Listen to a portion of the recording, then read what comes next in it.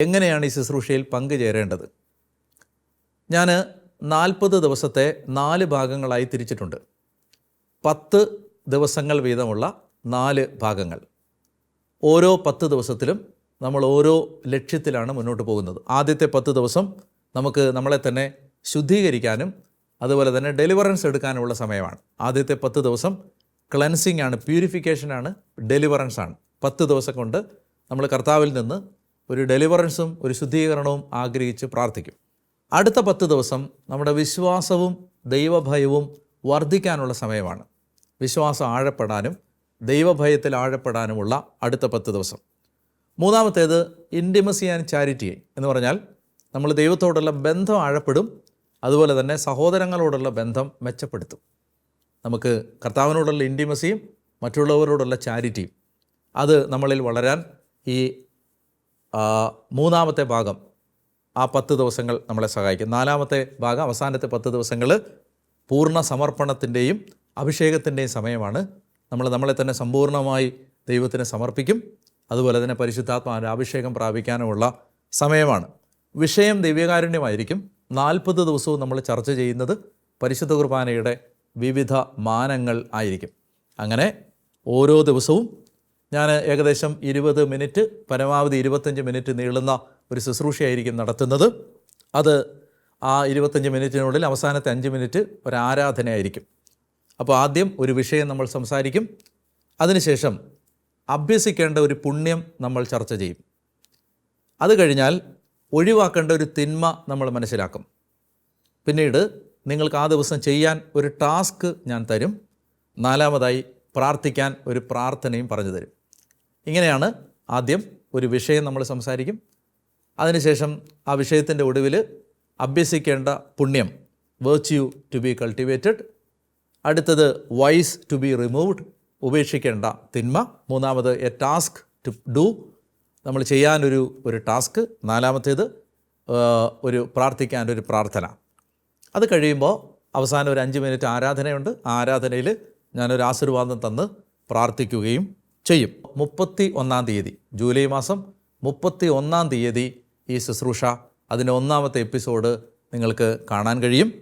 ഈ ശുശ്രൂഷ അതിൻ്റെ 40-ാമത്തെ ദിവസം, സെപ്റ്റംബർ മാസം 8-ാം തീയതി മാതാവിൻ്റെ തിരുനാളിൽ നമ്മൾ ഇത് സമാപിപ്പിക്കുകയും ചെയ്യും. 1-ാമത്തെ എപ്പിസോഡ് തുടങ്ങുന്ന ദിവസം മുതൽ 40 ദിവസത്തേക്ക് നമ്മൾ നമ്മുടെ പൂർവികർക്ക് വേണ്ടി പ്രാർത്ഥിക്കും. ആ പൂർവികർക്ക് വേണ്ടിയുള്ള പ്രാർത്ഥനയുടെ ഫാമിലി ട്രീയുടെ ചാർട്ടും അതുപോലെ തന്നെ ആ ഫാമിലി ട്രീക്ക് വേണ്ടി, പൂർവികർക്ക് വേണ്ടിയുള്ള പ്രാർത്ഥനയും നമുക്ക് മൗണ്ട് കാർമലിൻ്റെ വെബ്സൈറ്റിൽ നിന്നും അതുപോലെ തന്നെ എൻകൗണ്ടർ ആപ്ലിക്കേഷനിൽ നിന്നും, എൻകൗണ്ടർ മൊബൈൽ ആപ്ലിക്കേഷനിൽ നിന്നും മൗണ്ട് കാർമലിൻ്റെ വെബ്സൈറ്റിൽ നിന്നും നിങ്ങൾക്ക് ഈ മെറ്റീരിയൽ ഡൗൺലോഡ് ചെയ്തെടുത്ത് പ്രാർത്ഥനയ്ക്കും ഉപയോഗിക്കാം. അതുപോലെ തന്നെ കുമ്പസാര സഹായിയും അവിടെ ലഭ്യമാണ്. കുമ്പസാരത്തിനുള്ള ആ മെറ്റീരിയലും നിങ്ങൾക്ക് അവിടെ നിന്ന് ഡൗൺലോഡ് ചെയ്ത് എടുക്കാവുന്നതാണ്. ഇനി ഇത്രയും കാര്യങ്ങൾ പറഞ്ഞത് മിനിമം അറ്റൻഡൻസിനെ കുറിച്ചാണ്. എന്ന് പറഞ്ഞാൽ ഏറ്റവും ചുരുക്കി ഇത് ചെയ്യാൻ ആഗ്രഹിക്കുന്നവർക്ക് ഇത്രയും കാര്യങ്ങൾ ചെയ്താൽ മതിയാവും. എന്നാൽ നിങ്ങളതൊരു പൂർണ്ണതയിൽ നിർവഹിക്കാൻ ആഗ്രഹിക്കുന്നുണ്ടെങ്കിൽ, ഇത് ഏറ്റവും നന്നായി നിങ്ങൾക്ക് ചെയ്യണമെന്ന് നിങ്ങൾ ആഗ്രഹിക്കുന്നുണ്ടെങ്കിൽ ചെയ്യേണ്ടത്, എല്ലാ ദിവസവും നിങ്ങൾ 40 ദിവസവും വിശുദ്ധ കുർബാനയിൽ മുടങ്ങാതെ സംബന്ധിക്കുക. എല്ലാ ദിവസവും 1 മണിക്കൂർ ദിവ്യകാരുണ്യം എഴുന്നള്ളിച്ച് വെച്ചിട്ടുള്ള ഏതെങ്കിലും ആരാധന ചാപ്പലുകളിൽ പോയി ആരാധനയിൽ പങ്കെടുക്കുക. അതിന് സാധ്യമല്ലെങ്കിൽ നിങ്ങളുടെ മുറിയിൽ ഓൺലൈനിൽ പെർപ്പച്വൽ അഡറേഷൻ ലൈവായി പല ചാനലുകളിലും യൂട്യൂബ് ചാനലുകളിൽ ലഭ്യമാണ്. അങ്ങനെ 1 മണിക്കൂർ നിങ്ങളുടെ മൊബൈലിലോ ടി വിയിലോ ദിവ്യകാരുണ്യ ആരാധന ഓൺലൈനായി കണ്ടുകൊണ്ട് അതിൽ പങ്കെടുത്ത് പ്രാർത്ഥിക്കുക. മൂന്നാമതായി, ഒരു നേരമെങ്കിലും ഭക്ഷണം ഉപേക്ഷിക്കുകയോ ഒന്നിലധികം തവണ സാധിക്കുന്നവർ ഭക്ഷണം ഉപേക്ഷിക്കുകയോ ചെയ്ത് ഉപവാസമെടുത്ത് ഈ പ്രാർത്ഥനയിൽ 40 ദിവസം പങ്കുചേരുക. ഇനി അതിന് സാധിക്കാത്തവർക്ക് പഞ്ചസാരയോ മധുരമോ അല്ലെങ്കിൽ മൊബൈലിലെ ഏതെങ്കിലും സോഷ്യൽ മീഡിയ ആപ്ലിക്കേഷനോ ഒക്കെ ഫാസ്റ്റിംഗ് എടുത്ത് ഉപേക്ഷിച്ച് നമുക്ക് ഏതെങ്കിലും ഒരു ത്യാഗം ഏറ്റെടുത്ത് ഇതിൽ പങ്കെടുക്കുക. പൂർണ്ണതയിൽ നിർവഹിക്കാൻ ആഗ്രഹിക്കുന്നെങ്കിൽ നിങ്ങൾ ചെയ്യേണ്ടത് ഇതാണ്. എല്ലാ ദിവസവും വിശുദ്ധ കുർബാനയിൽ പങ്കെടുക്കണം, 1 മണിക്കൂർ ആരാധന നടത്തണം. അതുപോലെ തന്നെ ഉപവാസമെടുത്ത് ഈ 40 ദിവസത്തെ പ്രാർത്ഥനയിൽ ഒരു നേരമോ അല്ലെങ്കിൽ മുഴുവൻ സമയമോ 40 ദിവസം മുഴുവനുമോ ഒക്കെ ഓരോരുത്തരുടെയും സാഹചര്യം അനുസരിച്ച് കഴിവനുസരിച്ച് ഉപവാസം എടുത്ത് പങ്കെടുക്കുകയും ചെയ്യുക.